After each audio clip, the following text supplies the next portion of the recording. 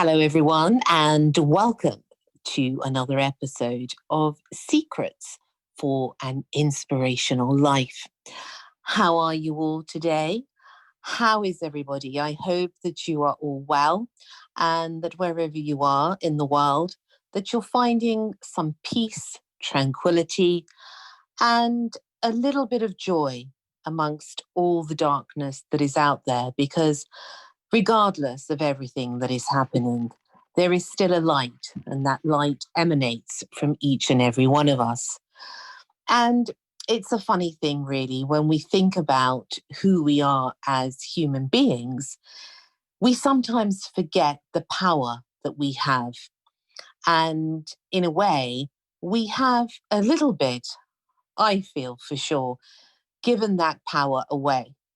And I think it's time now for us to reclaim that source, that divine source within us that can really bring the world a whole new beginning and a whole new awakening that we could not even dream of. One of the most important things, though, is that we have to let go of this illusion of fear and take courage by the hand. And together, with courage and with hope and with love, the most important ingredient of life, we can once again rebuild a better future for all of us. Now, I am absolutely delighted to have a very special guest with me today, and that is the lovely Philip Chan. Philip is an award-winning author and radio host known internationally. He is also a transformational coach and internationally known across the planet as the 10 seconds math expert. I'm finding that especially fascinating because I am absolutely rubbish at math, so I will be asking him a lot about that. He is also on the Amazon best-selling author list and is one of the few authors in the world to have two books going to number one in 2 consecutive months in the UK and Australia.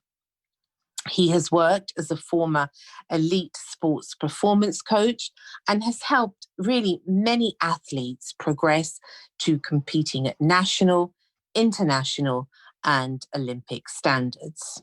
He has been a teacher also for many, many years. His goal and dream is to inspire the next generations to develop a positive attitude for learning in all subjects and to empower them in the joy of learning, which is something I think that a lot of us have forgotten about, and also to help them to discover and raise their self-beliefs for greater achievement in all areas of their life. Today, he shares his journey. Welcome, dear Phil. Well, thank you much. I really appreciate the invitation to share my story. You're very welcome. I have to backtrack a little bit. Although I'm known as the 10-second maths expert in the world, when I was at school, I was actually bottom in every subject all the way to age 14, including mathematics. Oh my goodness. So what happened there then? How did that? Well, there is hope for all of us then. So what happened? Tell us a little bit. First, I want to say to you, thank you so much, really, for coming on, Phil. I'm really honoured for you to be here. Well, you're very welcome. I got sick and tired of being dumb. Oh. And I can remember going home when the teacher set the normal homework. Most of my fellow classmates did in the usual time, and it normally takes me anything from 3 to 6 hours to do the same homework and actually get it wrong. There's been a very few nights when I go home, at night I don't actually cry myself to sleep, and so it's got the point around about age 14. I came to this conclusion. At this rate, when do your normal exam, the equivalent to the year 11 now, I'm going to get nowhere in life. I'm going to get no qualification. I'm going to end up with a lousy job. Well, actually, not even a job at all. And I said, well, that won't do. I'm not going to have much of life. So I made a conscious decision to actually give up all my school holiday and just work and to trying to make up the difference. Now, obviously, working hard itself does not make any difference, and a lot of time you can work hard and not get anywhere. And it's art. So I start going to, and in those days we don't have internets and things like this. So I would go to the library and journals, anywhere I can get hold of information to look at information to improve. Now I'm always fascinated in history, and Yeah. in the history of math, there's lots of actually lots and lots of techniques. Anything from several hundred years to over 1,000 years old. That's kind of forgotten. And I was delving into it, and I was looking at them, I was learning from it, and then I was showing to my friends, and I got some amazing reactions. They said, "Wow, how did you do that?" And people all of a sudden think I was actually smart. I thought, this is crazy. I'm a dumb all my life, and all of a sudden my friends think I'm a genius. So effectively, all these techniques have been around for hundreds of years, and yes, there's several. It's over, 1,500 years old. That's not my age, by the way. Well, I'm 4,000, so hey ho. Now, also, I was very, very lucky at school. One of my teachers, Mr. Roland Duff, there was three math teachers, and technically he was the least able of the three technically, but he was just so encouraging and inspiring to me. And he said two things that really was a turning point. One, he said, if you honestly don't understand something, there's no such thing as a stupid question. But the second thing he said to me that really, for some reason, it's like a eureka moment. And he said, it's better to feel stupid for 5 minutes than stay stupid for the rest of your life. I know that saying. I know that very well. Yes. And that gave me the confidence to actually go and ask questions, because I wouldn't, if I don't understand something, I wouldn't dream of asking anyone, because I think, it's just highlighting my dumbness, and I don't want to do that. But the paradox is actually by hiding it, it's actually making me more dumb, And that one simple sentence kind of broken the ice. And from that point, I was bugging my teachers and anyone to death, And interesting enough, by asking a lot of questions and asking questions, and forget what people think about me, even if they thought I was dumb, within 2 terms, I went from set 10 to set 2 in most subjects.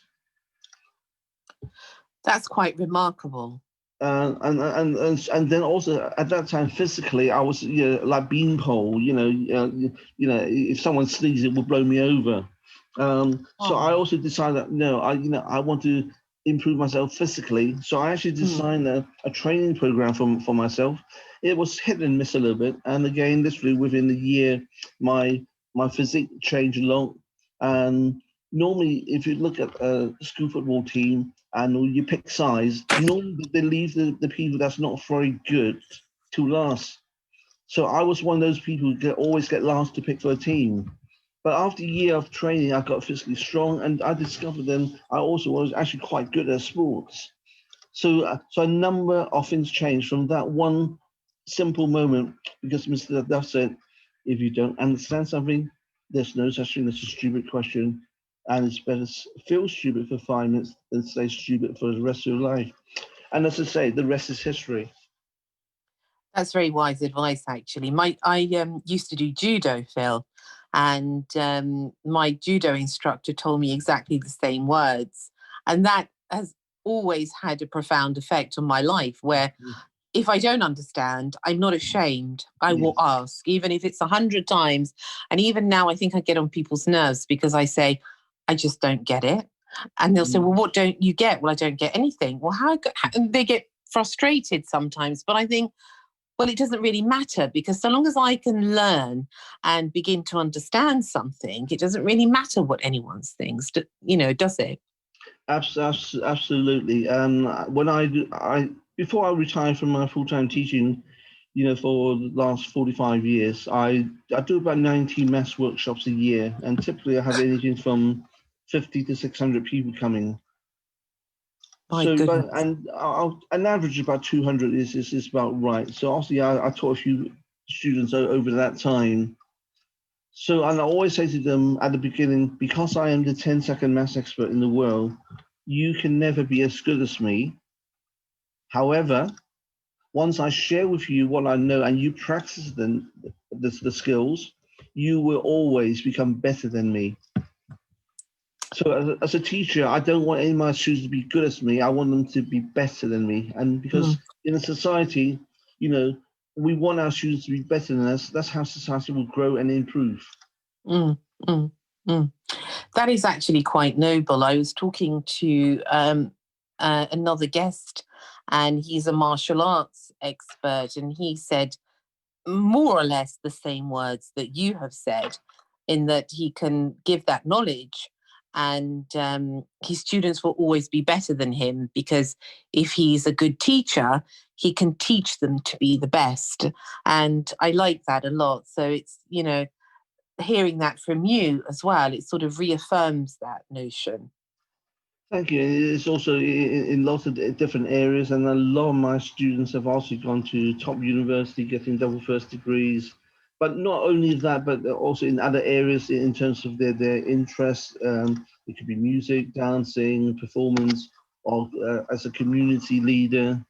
And even actually, sometimes when some of my former pupils also got been divorced several times, and that sounds really negative, But when I look at some of the children, how well balanced and successful they are, then Mm. obviously, despite going through those traumatic processes of being divorced once, twice, and actually one person has been divorced 5 times, when I look at her children, and I thought, wow, she's done an amazing job bringing the children up by herself as well. So success is not always measured by qualifications or money. Mm. There's much more than that, and it just really sometimes, helping children or a person to have a more rounded life. Because that's also something that you do, isn't it, Phil? That you are a transformational coach and also a motivational speaker.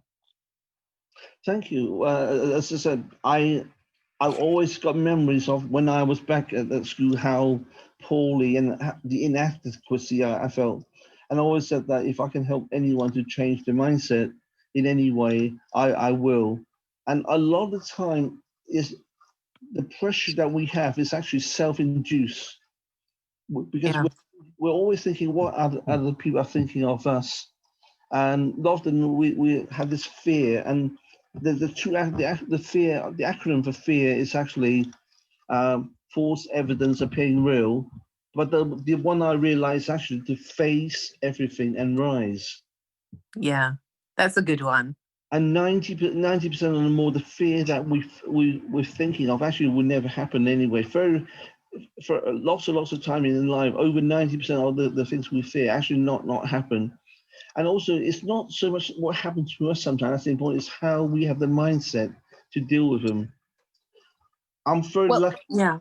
I'm Yeah. very It's lucky. true. I've got a number of very successful multimillionaires, mentors, and in other very successful mentors in different areas, with relationship coaching or whatever. And a number of them have having really horrible things happen to them, but because they have that particular attitude, they actually turn those stumbling blocks, into stepping stones. And that to me is the most important thing. We can't predict things that will happen to us sometimes. Mm, If I mm. look at my case, in back in 2007, they discovered tumor in my spine, Oh my goodness. and the between my local hospital and the hospital in London, they lost my paperwork for 2 years. And it was only during the operation they discovered the tumor has got into my nerves as well. So hence they had to remove some of it. So hence that actually, medically I'm actually disabled, so I should be in a wheelchair. But My goodness. although I'm actually in pain 24/7, I'm actually walking. Obviously, I don't have the mobility I have. So looking back, that was quite negative because I was looking forward to teaching my grandkids, go running, doing gymnastics, do lots of things as well, which I can't do now. And also, it's affected my teaching career because I had to give up other stuff that I would be normally doing because the mobility and so on. So on the face of it, actually, it was very, very negative. But it wasn't for that, I would probably have never become an author. Right. Okay. And how are you now? I mean, how you say, are you still in pain? Oh yeah, I'm in pain 24/7. Because it's a nerve, so you can't take drugs or painkillers. It makes no difference. I know. It So doesn't touch it at all, does it? so therefore, I'm controlling with mine. And lucky enough, I've got also other friends who's been teaching me other techniques to reduce the pain as well. So again, this is an area I would never even consider if it wasn't for that. And I've learned a lot about myself in a very good way, and also in the process, I actually meet some fantastic people. And so when looking back, although that negative situation actually moved in a different directions, I would have never actually been involved since that time. And the other thing is I've got involved in fashions. Oh, really? And yes, before I became a teacher, I've done a little bit of work at the Pinewood Studios in the film business. Mm-hmm. And one of my friend, Adam Richards, he is the original Red Power Ranger. And he's actually just a stunt double for Bruce Willis in some of the Die Hard films.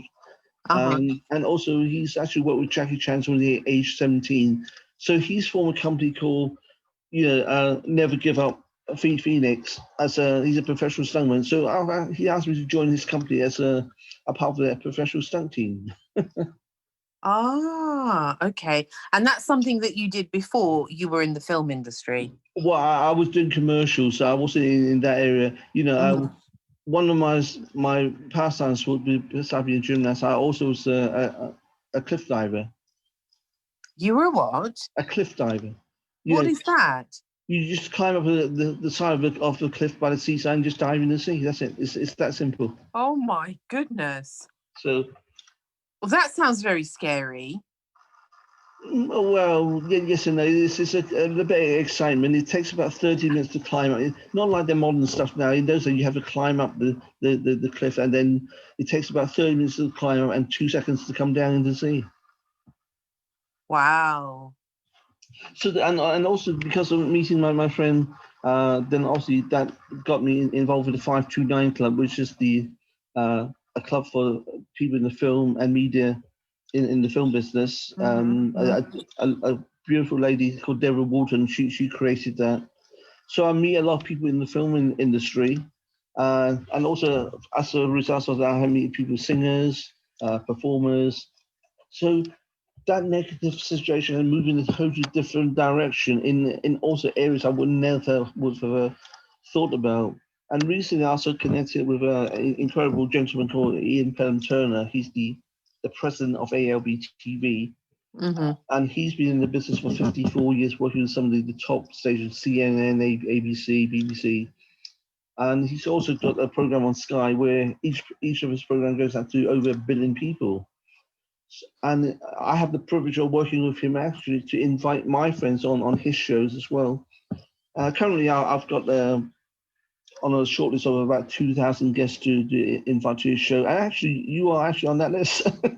Yes, I know. I'm a bit honoured, I have to say, about that. Wow. Thank you so much. Ian's amazing. Obviously, he's very well known in industry. He's a former royal correspondent, commentator, and a royal photographer, and he's taken over five generations of the royal family photos. Incredible. That's incredible, isn't it? And this is something that you have got involved with, Phil, since your health deteriorated at that time. Yes. So I want to ask you a little bit about that, because I have people that come on and they tell us about a turning point in their life, because I believe sometimes turning points can be small and sometimes they can be great. Yes. And it's a pivot really for a changing our lives that can lead us in a completely different direction. But somehow it is, one of those things that is, as they say, meant to be. Now, how did that time that you had your diagnosis and everything, How did that change your life? I think we had to reassess, the way I thought about myself and other people. And at the bottom line, also, I was gone through the stages of being in the pity party. So why me, blah, blah, blah, and so on. But the blaming thing is not going to help my situation, and that was basically investing energy to go nowhere. So I said, well, I now need to now see how can I actually help myself and look for different things I can do and make a difference, because obviously I'm not going to be around this life forever. So if I can leave something behind. Actually, talk about another negative situation. In my last school, I went there to help them to turn them around. Yeah. And I actually dropped money to go to that school because they couldn't afford me at that time. And then obviously the head of the maths was promoted to assistant head. So they need a new head of maths. And I was offered that job, but I already was the head of maths from another school and I didn't want that. So they obviously didn't advertise someone else. So I actually interviewed that person. I discovered she and another colleague actually put me through a disciplinary thing. That caused me. That caused I to try and prove I was an incompetent teacher. Now, although that was the most incredible negative period of my life in all my teaching career. However, I mean, up to that point, I was still doing workshops, and I got a bit angry, and I said, okay, if you think my workshops make no difference for the school, I'll stop doing it. So I actually stopped doing that for a year, but that gave me time to actually start to write my book. So if it wasn't for that, I would never have become an author. Also, since becoming an author, I have also mentored lots of other authors who become best-selling authors, and they too have inspired people in different ways. And this is a knock-on effect. Sometimes you can't actually join the dots until you look back. Yeah. So although during that time, I was under incredible stress. I also at that time was working with 24 of the primary schools, feeding school of that school as well. So my colleague can't understand, if you've been accused by, as incompetent teachers, why would the school let you out to represent the school? Yeah, of course. Yeah. And also at that time, from time to time, I still have my title as 10-second maths expert in the world at that time. And also I occasionally get invited to the House of Lords as advisor on the committee meetings. So that makes no sense. But I said to myself, hang on, I don't want to get into politics. I dropped money. I didn't come to the school for the money. I wanted to help to rebuild the school. And it did. The school done extremely well. And I'm so pleased with the sort of young teachers coming through. So sometimes you need to look at the bigger picture and not just self. Yes, I was thinking about actually this the other day, Phil, and I was talking to a friend of mine, and she was talking, and it was all about her, and I always call it the me show, and I suddenly said to her, "Do you know what? Maybe, just maybe, if you focused on helping other people, even one other person, you wouldn't be in this sort of pit of self-pity."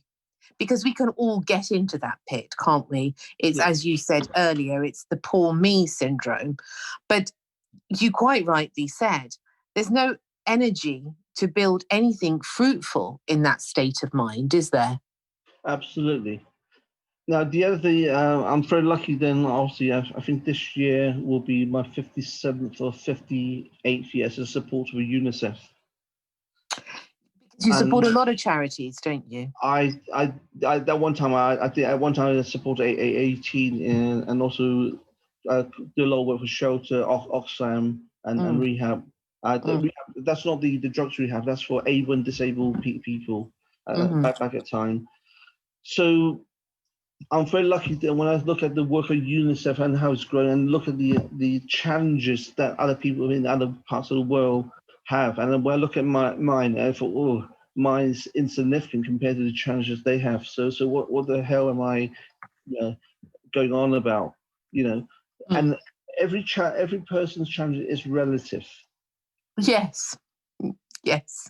Yeah, and so it's like the old saying, if someone's got no shoes, look at someone who's got no legs, Yeah, And one yeah. of my great inspirators is Nick Vujicic. I mean, he was born with no arms, no legs, and he's now inspiring millions of people around the world, with his thing. And also, he's actually married a beautiful wife, and I think they got two beautiful kids as well.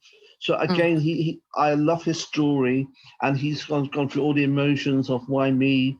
I'm not going to have a life. I'm not getting anywhere. I'm not going to have a girlfriend. But he actually used that challenge to actually inspire himself and other people.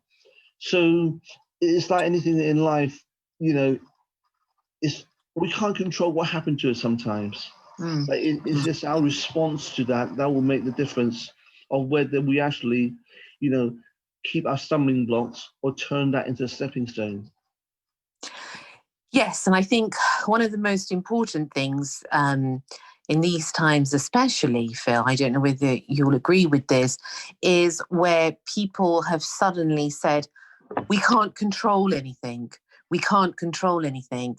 And, we knew what was going to happen. And I always say to people, whenever I get into this sort of conversation, whoever with, but we never really controlled anything.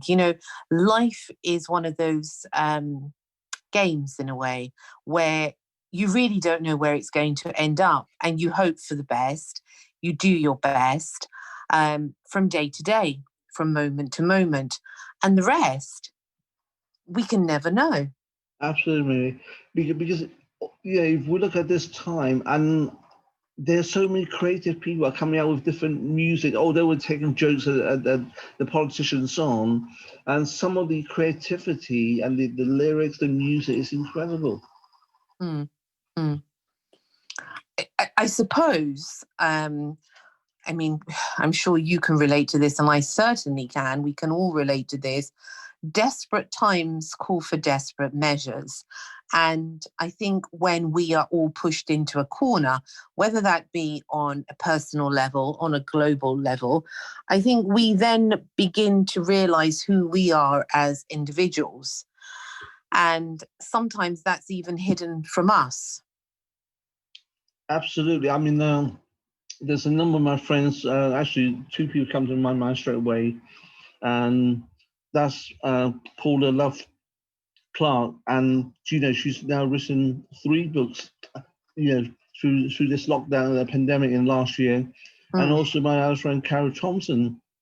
Uh, since she's written the first book, now she's actually on the verge of completing her fifth book. mm. So these people, they have their own story. I'm sure you get a chance to invite them. They will share their incredible story with you. And also people are forced to actually look at jobs that they would never have thought about, Mm, because when people mm. are losing their jobs, and sometimes you say, in the past, I'm comfortable in what I'm doing. When you're forced in a situation that you can look elsewhere, sometimes they will discover other strengths and other times that they never knew they had until now. Yeah.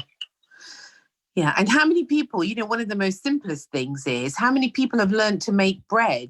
I mean, it's such a simple thing, but you would never think that this many people would be making bread. I know so many friends of mine who have become absolute experts in bread making because I think situations like this and dire situations force us to go back in a way to nature itself, to our real nature of who we are, as opposed to this facade that many of us have been living out there.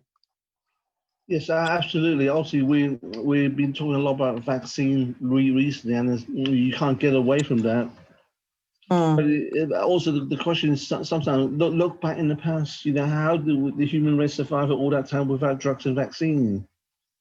yeah, And yeah. if you look at the old Chinese philosophy a long, long time ago, obviously when there's a doctor in each village, the doctor get paid a regular sum from each household, to keep them healthy. And if a family Yes. goes, if a family goes sick, then the doctor Mm, don't get paid by that household. So therefore, the mindset is different. It's not actually when a doctor treat you to get paid when you're ill. they actually get paid when you're healthy. Yes, I know this story about in China, how that was, and I'm always sort of, I suppose, I think to myself, well, they were the days, the days when things, we were at one with nature, and we were at one with each other as well, as opposed to now, we are totally, when we look at things, we're not really at one with nature. I mean, for example, with food, let's take food, for example. I try to eat, I have a lot of allergies, so I try to eat organically as much as I can. And I remember someone saying once, well, if that part is organic in the supermarket, which is a very small amount, then think about the rest of the supermarket. It's full of chemicals. Yes. So I think it's time, Phil. I don't know what, I'm sure you'll share this, your view with me, but it's time to turn our mindset in a completely different direction. Because, when people say, when are we going to get back to normal? When are we going to, and I say, it wasn't normal. How we were living wasn't normal. It was totally against our nature. Absolutely. If we look at the modern cancer, my definition of modern cancer is actually the different cancers that evolved from the 1970 onwards. And there's so many evidence that the cure for cancer was found over 100 years ago. But obviously, the pharmaceutical companies do not want that information out. But also, since the 1970s, each year there's about 2,000 or 3,000 extra new chemicals that goes out, to the world. But that's the safety factor is not tested. And so we look at the growth of the different thing that's happened, the different skin cancer, different forms of cancer, different other stuff that happens now. And that's quite frightening. But at the same time, cancer is another area of my pet interest. And one of my friends, Chris Willem, when his daughter Catherine was discovered to have a brain tumor and told, she hasn't got long to live. Now, Chris is an Oxford biochemist. He said, I'm not going to just sit and watch my daughter die. And when he did the research, he discovered so many natural stuff that I can do. And as a result, he actually prolonged his daughter's life for another 7 years. But when when she passed away, he spilled out all these great information. So he actually just say, well, actually, it's a waste. So he set up a charity called Cancer Active, and to me, it's probably one of the best cancer charity around in the world because it gives unbiased information.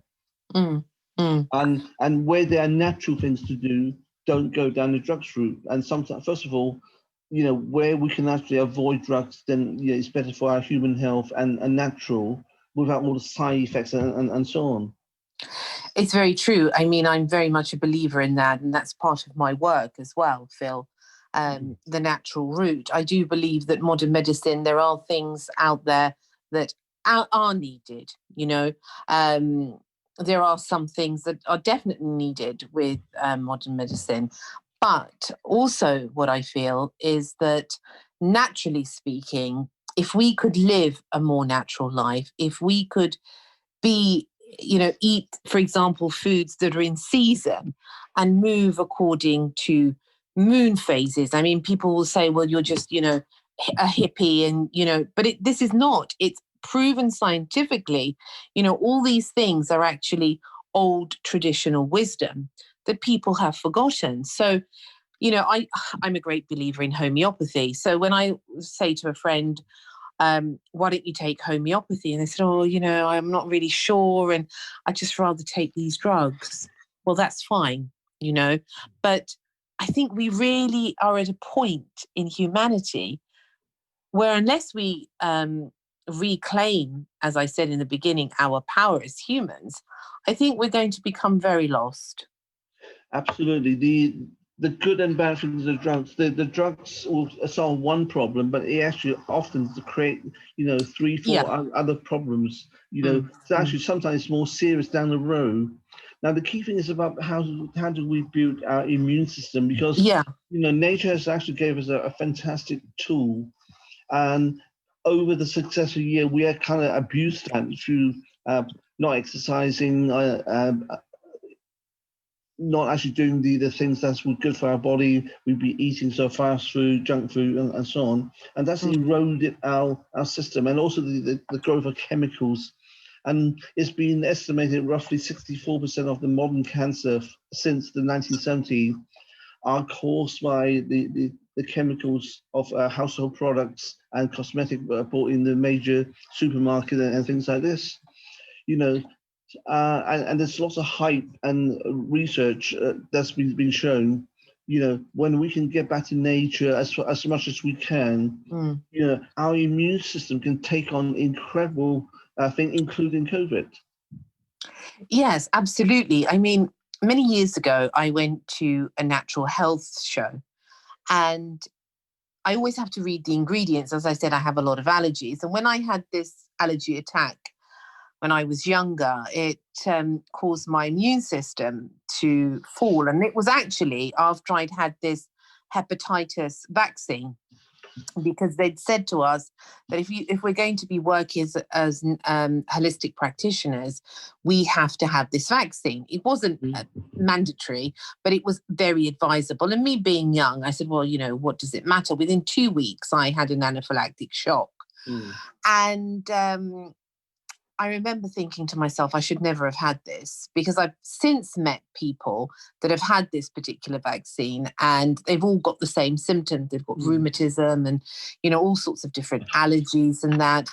And I remember thinking then at that time, the body is such a profound work of art. And I'd gone to see an immunologist at the time called Professor Jonathan Brostoff, and he did all these tests, and he said, well, you can't eat this, and you can't eat this, and you can't do this, and you can't do this anymore. And I said, oh my goodness. And he said, do you know what, Mimi? You have a profound compliment. And I remember thinking, how do you mean? He said, because the body's telling you it doesn't want anything artificial, and it doesn't want anything that's going to harm it. Yes. So you're going to have to start listening to your own body. Well, sorry. No. Yeah, sorry. And from that moment, really, it changed my life completely. Yeah, the simple things we sometimes don't do. Actually, four of my friends actually very much involved in learning to breathe. We actually forgetting how to breathe. Yes. I got several of my friends, Judith Quinn, John Christian, and one of my health coach, Costa Capellas, and he's been teaching me how to breathe properly, and that's actually helped to help my blood pressure, and also it's actually helped to reduce the pain. And one of my other friend, Paul King, he's been teaching me how to do meditation. I haven't done meditation in my life, and it's incredible, these simple techniques, how it actually realign the body and let the natural process. So I'm very grateful to my friends, John, Judith, Paul, and Costa, helping me with these simple techniques. And I need to do more of this. And that is coming back where there are natural, simple things we do. And when we learn to breathe in each morning itself, that will make a huge difference. For instance, like cancer cannot survive in oxygen. If you can oscillate your body naturally, out through your breathing, through exercise, through natural food, a lot of the time the body will deal with a cancer and bring it from the abnormal down to the normality. But also that would go with viruses, wouldn't it? And infections, anything that is alien to the body as such. It has to work for everything then that would attack the body. This is why the oxygen work and when you have so you can oxygenate your body itself and put in the more missing chemical like zinc, vitamin D, and vitamin C. That itself is a long way to strengthen it. So for some people who are doing that, they don't really need the virus, because obviously the argument right now is the current virus is actually untested. And it's been skipping a lot of the safety stage, which from a research form of research as well, that I've been very worried. But also, we won't get into that debate tonight. Yes, that's another story for another day, which maybe you could come back again and we could discuss. But yes, that is, there are so many people out there talking so many things. But I think it's quite simple, as you said, in the respect that in life, in any case, we should be building our immune system. That's also on a physical level. By taking things such as supplements and herbs, there's a Yeah. great magic to it. But also, we have to be immune mentally, emotionally, and spiritually to all the things that are going on outside in the world. Yes, also the other thing I always said to people, when we ask them quality questions and asking the right questions, therefore that will help us, to actually lead to the right answer. And right now, I just feel a lot of time people are asking the wrong questions, and that's why we're rather than get to the root of the problem, we're firefighting, and that will Mm, cost us time, money, energy, and probably and also lives as well. mm, mm. What do you think, Phil, is the main thing that we as human beings can do to, I suppose, become resilient on all planes and all sort of uh, states of being? As I said, physically and spiritually, emotionally, because so many people are suffering right now out there. What's, Absolutely, because yeah. the simple thing like be able to talk to each other in the same room, having a tea and coffee together with friends, Mm, mm, simple day in family, just a simple hug with your loved ones, your children, grandchildren, or friends. Those simple touches, thing like this, actually makes a huge difference. And also the thing is about being able to share your fears, your worries, and talk openly. And the simple things like be able to go walk and in the sunshine, with the simplistic thing that what yeah. makes a human and what we are created naturally to do. These are now being taken away from us, and that is causing incredible mental stress and problems. Like simply not be able to actually go outside for a walk and having the vitamin D from the sun, Mm. or simply just meeting together in the same room, and just have a tea and coffee and chat. And those simple things actually make a huge difference. Yeah, it's true. I mean, I was thinking about this the other day actually, and since this whole world situation has evolved and developed, and I was thinking, I actually, you know how you have those moments where you love everybody. I don't know whether you've Yeah, ever had these moments, yes, and you just yeah. think, oh, everybody's just lovely, and I mean, they are rare, I have to say. But in any case, you have one of those sort of beautiful moments. And I suddenly thought, really, I love people more now because I miss them, and it it's very difficult, isn't it? Yes, in one my friend actually last Thursday she's a Harley Street stress specialist, and she was saying, despite all the knowledge she's got, you know, uh, she actually felt the loneliness and the stress after she's been isolated, and she shared that on ALB interview last Thursday. And Mm. um, and that was amazing. Even people who got the skills still, are suffering as well. So what happened to the people who don't have those skills and knowledge? Yes. What can we do you think, Phil, collectively? What is it, a case of being in contact with people and showing our love to people? Because somehow love had been taken away from the equation of life, I feel, Yes. before. And not to be judgmental, and not just because someone feeling down, that does Mm, not reflect. I mean, we got to realize that probably in our modern age, probably 80% of the more people somewhere in their life will experience a point when they have mental health issues. But it's mm, like you have a headache, that can be temporary. If we don't dwell on and carry on, and just accept, yes, sometimes we go through a downside, but that's normal. But if you mm, take a meal of it, that would then go away relatively quickly. And other times, some people just need the extra help, or just to be listened to and not be judgmental.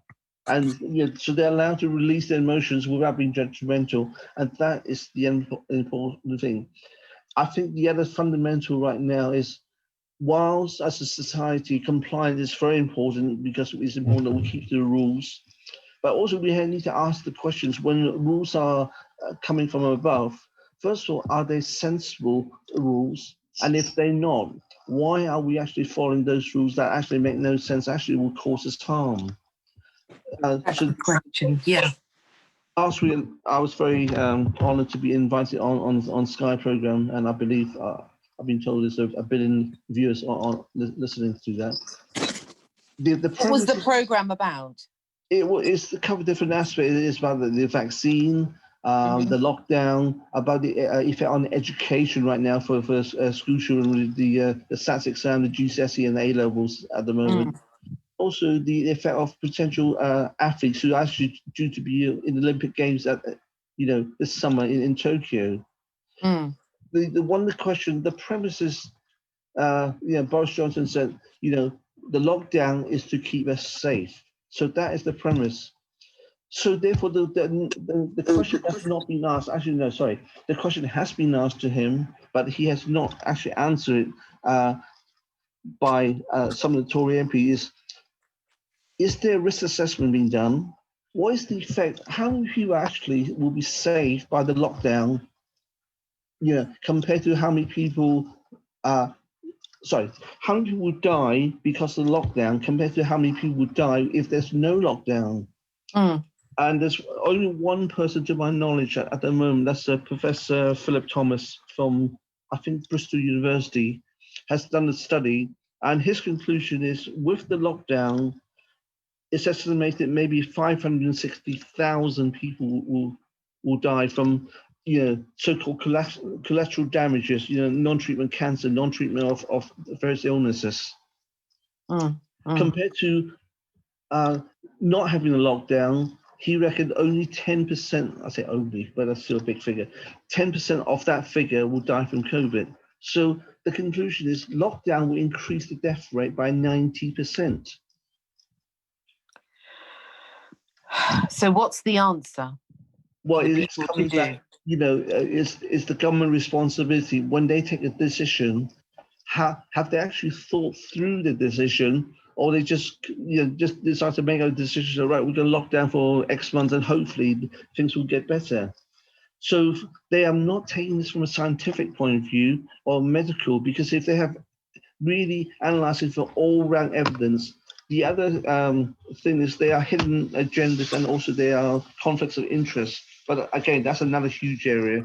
When we look at decisions that's been taken by some of the government minister, and you look at other backgrounds, say there is conflict interest here. That is not taken for the nation, for the people. But so again, that's a huge controversy. But this is not the time to discuss that right now. So I think people need to start asking the simple question. Yes, we should comply to rules, but also we should ask, when rules are given to us, are these sensible rules? And if they're not, should we then have the courage to actually to ask the government to reconsider those rules, that will be in our best interest and not for their interests? But how many people really, Phil, question anything really, whether it's to do with this or whether it's to do with a different narrative? How many people are actually awake enough to question anything even about their own life? Well, it's like antibiotics. When it first came out, it was a miracle thing, but that's been abused. And it's also like the headache pills. When we get a headache, rather than using other things to improve our basic health, so we don't need to have the headache tablets. Everyone now wants a quick fix. So having a vaccine as an answer. I mean, I've been advocating for vaccines for a long time through the work for UNICEF, because it has done really good things. But the current vaccine is being rushed through, and we're not asking the right question about the safety and efficacy of that, and what are the side effects. And and also the information has to be open. There's so much information seems to be blocked or censored as well. That concerns me. You know, if people are actually doing things for the right reason, why are you censoring information? You know, when these are coming from top medical people around the world saying, "Hey, these are our experience.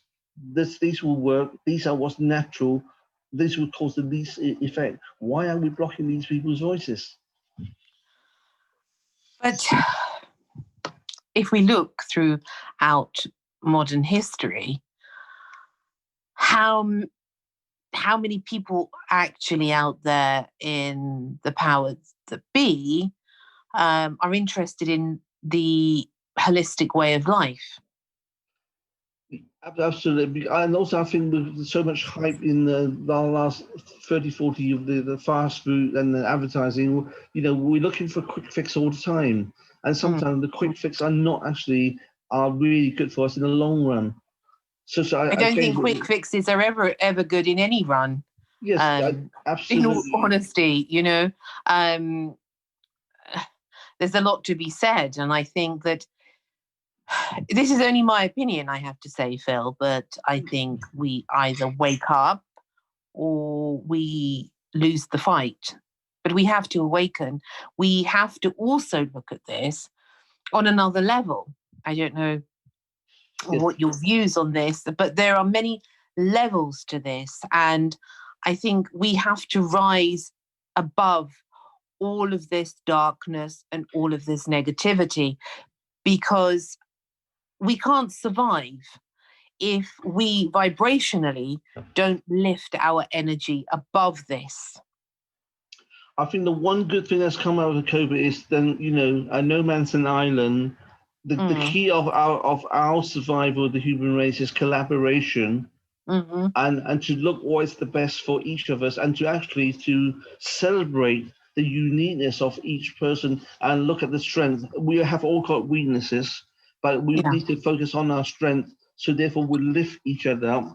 And so I'm very excited, you know, like so in interview tonight to share that, and also with my friend Ian Turner with his ALB to encourage people to say, let's celebrate our diversity and look at the common good and how we can work together to collaborate to you know take us through this very dark period right now, because together we can pull through. There's a solution for every there's a solution for every problem if we collectively look at it in a positive way, and not to put each other down, but by lifting each other up. Absolutely. I mean, this was such a simple thing. I remember sitting at a traffic lights one day, and it was a couple of years ago. And I thought, look at all these people obeying the traffic lights. And everyone is, you know, they're red and green and amber, and everyone's, you know, following the rules and etc. And I thought, but if all of a sudden everybody just stood up collectively for the greater good, there is no power greater than that, is there? Yes, absolutely. And also, before we had traffic light, you know, when people are giving way, you know, courtesy, and you know, obviously, I know it's difficult now in the modern era. We've got so much traffic, but there were times we had no traffic light, and people would then also have the good manners and then courtesy to give way. I mean, there's a lot to be said for that, because good manners go a long way. But that is something I think that the world is in short supply of. Because if I respect you, Phil, and I'm courteous and polite, and I respect you as a human being, it is a huge difference to if, for example, I would look down on you or I would disrespect you, because that doesn't go anywhere. And that is, again, not the correct energy that we want out there. We want to enhance each other's strengths and, you know, be there for each other and support each other in times of our difficulty. So I think we have to become human again. Yes, I think we're going to be here, and actually, it's coming back to the respect, and there's so much stereotype image that's been created over a long time, culturally or whatever, And I think we now need to say, actually, sometimes what we have learned in the past may not be correct. And Yeah. there's also conditioning going on. And it's like women can't do this, and that. Well, actually, during the Second World War, a lot of women discovered, so a lot of men, so-called men job, they could do it, and they do it excellently, or some, you can only do certain at a certain age, but yet, there's children now who's doing an amazing thing. One of my friends' family and my business partner, Trey Sean Ben Salmi, he's 16 years old. He's now got 3 businesses at age 16. And his younger brother, 3 years ago, was the youngest world male author, at age 4. So there's no barrier except what the limit we put on ourselves. So, and the reason why he and his altogether they got 5 in the family, why they could achieve so many amazing things, they came from an ordinary family, is because his mother Sabrina, who was so encouraging to say, "You can do this, you can do this."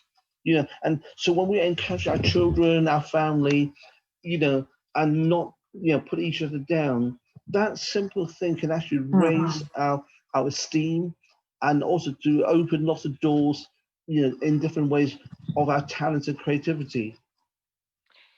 Yes. Did you see that social experiment, Phil? I think it was on YouTube when they went to random people and they told them they were beautiful. Have you seen that? Not that one. I seen the one years ago when actually the teacher got the test wrong. They gave the wrong test to a different class, and the bottom class was given the top marks, and a good class was given their marks. And all of a sudden, in a short period of time, the bottom class student actually started to rise to the top. Yes, yes. Well, I suppose it's the same sort of thread, where there was this guy, and I think it's been done in many countries, and they go and they say, I just want to tell you that you're beautiful. And they're very serious because they don't know what you're going to say to them. And they said, you're very beautiful. And their face, Phil, you have to look it up. It is amazing. The transformation of light in their face. It's, someone's actually telling them something beautiful about themselves. And I think that's what's more, what we need is really to see the beauty in each other. Absolutely. I've done lots of workshops a master workshop over the last 45 years, and often I encourage the parents or grandparents to come with their kids. And so many times the parents and grandparents have said, "I'm really afraid of this workshop because I had such bad memory at school about doing maths." But they too are surprised in a very short time, how quickly they can do things. Actually, one granddad, he was about 90, came with his 6-year-old grandson. And after a while, the grandson got annoyed with granddad and said, "Granddad, stop it, you're showing me up." Oh, now, these are all inspirational things. But Phil, what inspires you to be so positive, to want to keep helping people, to be curious? I think that's one of the most wonderful things that we can be, is curious, ever curious. Well, obviously, I've got 9 grandchildren, which I hope, some of the things that I do one day will inspire them. I just go back to the time when I was as the pupils, and sometimes when I think about it, it's like my eyes go a little bit red.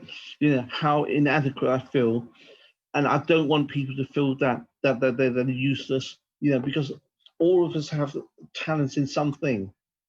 Not necessarily in maths. It could be, it'd be very simple things, and if we can encourage people to say, find your uniqueness, it's there. You just can search for it, and don't compare yourself to other people, because there's always people who are better than you or worse than you. The key thing is not because to outdo someone, but actually, how can you be a better person today than you were yesterday? And what encouraging thing you can do to one person, and I say if you can actually cheer up someone that you don't know each day, yeah, and if we can do that to one person and collectively do that, wow, what difference we can make. The simple Yes. things we can do, simple things. We don't have to do huge things sometimes to make a difference. But collectively, if we're doing something nice over and over again, it's like one drop of water over and over. That become a pond, become a river. Yeah, And kindness is the same thing. Showing people kindness in different ways. A simple compliment, also meaningful, true compliment. Yes, that makes all the difference. It really does. Some simple words that are genuine and meaningful is really a bridge to the other person's heart. So I think the message is, also look for the good things in yourself, because we're very critical ourselves a lot of time, and therefore by doing that, we put a lot of stress. And also we always consciously or subconsciously compare ourselves to other people, and really that's wrong. And we're not really educate people how to look at our own uniqueness, and stop comparing, because all the time on advertising they compare this to that. They're comparing your beauty to my to someone who's so good looking because they've got this cosmetic, that cosmetic. And in fact, look at the self, look at who's the authentic self in you. That's not such an easy journey, but I think it's the only journey worth making. And that comes back, when you surround yourself with good, positive people, then we have a chance to actually help ourselves and help other people, to find that authenticity, and to also to respect the differences, and sometimes the difference make life more interesting. Oh, absolutely. I think all of our differences, and wherever we're from and whatever we're doing, I think that makes the world far more beautiful and far more interesting. Absolutely. So again, so really, the key message to end tonight is really don't try to compare yourself to other people, because there always will be people better or less than yourself. Mm. And what, I mean, you've began really as we come to the end of the show, Phil, but what message, one of the most important things that you've learned in life that you could give advice to people out there right now that are struggling or suffering, in a paragraph, really, if you were to sum it up, what wisdom would you give that has helped you in your life? We all share good and bad feelings through our lifetime, so you are not alone. Don't worry about what other people think, because also there'll always be people who don't like you, but the people who like you, they're the people that will inspire you to actually move you on. The people who don't like you, that it doesn't matter. With time, you're going to forget about them. They're not going to be part of your life. So focus on the people that encourage you, motivate you, and look for the role model of the things that you want to inspire. You save time. Working hard is not the solution. It's about working smart and asking the right questions. So never be afraid to ask questions. Have the courage to do that. We could learn so much, can't we, from each other? Lastly, I've been tracking Mr. Roland Duff down for a long time. If he is still alive today, he will probably be around about 100 years or over 100 years old. So, and also I don't know if he's alive. I just really want to thank him for that inspiration to me. Without him saying those 2 or 3 simple things to me, I would probably have never have actually become the person I am today. So I want to thank him, and also 2 of friends who's now passed away, who encouraged me incredibly. That's Vera and Ken Rose, and so they've gone. I know Vera and Ken is not have gone now, but if Mr. Roland Duff, if you're still about, sir, I thank you very much from the bottom of my heart. Oh, what was his name? Mr. Roland? Roland Duff. D-U-F-F. Roland. Oh, well, wherever he is, whether he's on this earthly plane or in the heavenly plane, I'm sure that heartfelt message will have reached him. And my 3rd book is dedicated to him. Oh, now tell us before we go, where can people get your books? They could actually obviously get it from Amazon, 10 seconds speed math techniques and other things. Or they could go to www.dvgstar.com and go down to the bottom of the list, and there will find different books, and my books will be there as well. So that's dvgstar.com or Amazon. Also to my website, www.jetsetlearning.com. Okay, so all of those places, and you've done 3 books, have you? You've written 3 books. 10 books. 10 books. Yeah, and the last one I co-written with my granddaughter Chloe Whiting, and she had her own book called Friendships a year ago. Oh my goodness! Wow. And well, congratulations to you both. Thank you. I mean, I was not going to write the last book, but my granddaughter encouraged me. That's another story. Oh, how sweet! Really. Oh my goodness, that is so beautiful. Actually, you must be very proud. Thank you. I'm proud of her because she's now had her own book called Friendships, and her book is taken up by one of the primary schools in Kent. To use as a model for their PHSE lessons, and also the last book that we co-written called Hot Mess for Cool Kids. So I'm proud of it. So effectively, she's now got 2 books. My goodness gracious, how wonderful that is. I mean, it's so commendable, Phil, that you have helped and continue to help so many people around the world in so many different ways. It's really quite wonderful, really. Well, thank you so much. I really appreciate giving me the time to share my story, and I look forward to seeing you on ALB's TV so you can share your story with the rest of the world. Thank you. That's very kind of you. I'm looking forward to it, I have to say. And as I said to you, I'm very honoured for you to ask me to come on.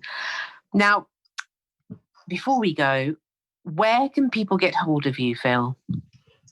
They could get hold of me through my Facebook page, 1L, Philip Chan Official, and or the other 2 other Facebook pages called 10 Seconds to Child Genius.